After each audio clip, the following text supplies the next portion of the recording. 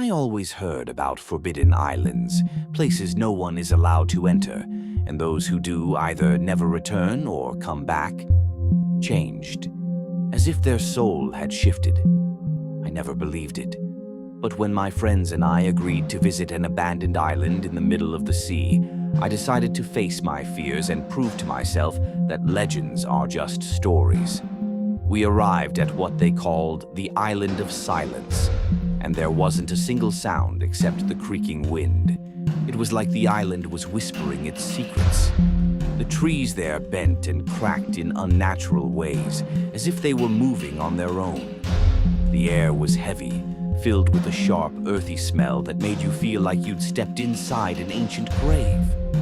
Everyone was tense, but no one spoke. We tried to brush it off with laughs, but the atmosphere of the island pressed down on us. It suffocated us. Samir started changing noticeably. He became eerily silent, and his eyes, there was something in them. Dark rings, like a shadow growing inside. His movements were slow and strange, like he was trying to understand something none of us could grasp. That night, while I lay in the tent, I felt something touch my face, but no one was there. The sound that woke me was a faint moan, not human, like a sorrowful spirit crying out for help. And yet, there was something deeply terrifying about it. Whispers started echoing through the trees, unintelligible, ghostly voices. You couldn't understand the words, but they planted fear in your heart. I tried to ignore them, but my heart was racing and sweat was soaking me. On the second night, Samir suddenly woke up screaming, and his voice, it wasn't just his. It sounded like two people speaking at once from inside him. We tried to calm him down, but he stared at us with sharp, hateful eyes, like something had taken control.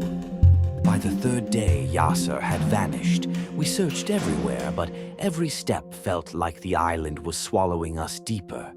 The ground moved beneath our feet, and the trees made unnatural sounds, like they were watching us. We began seeing things, footsteps that weren't ours, and shadows at the edge of our vision. Even when we closed our eyes, they were still there, lurking in the dark. Fear was consuming our minds. I started wondering, does this island have a soul? Is it alive? Suddenly, Ali collapsed and couldn't move. We tried to help him, but it was like something invisible was holding onto his legs, dragging him down. His voice faded, like he was saying goodbye. The fog thickened and choked everything. The once soft whispers grew louder, moans, screams like lost souls crying for help, but also warning us not to come closer. Samir had become a monster. He stood in front of us, chanting in an ancient, unknown language.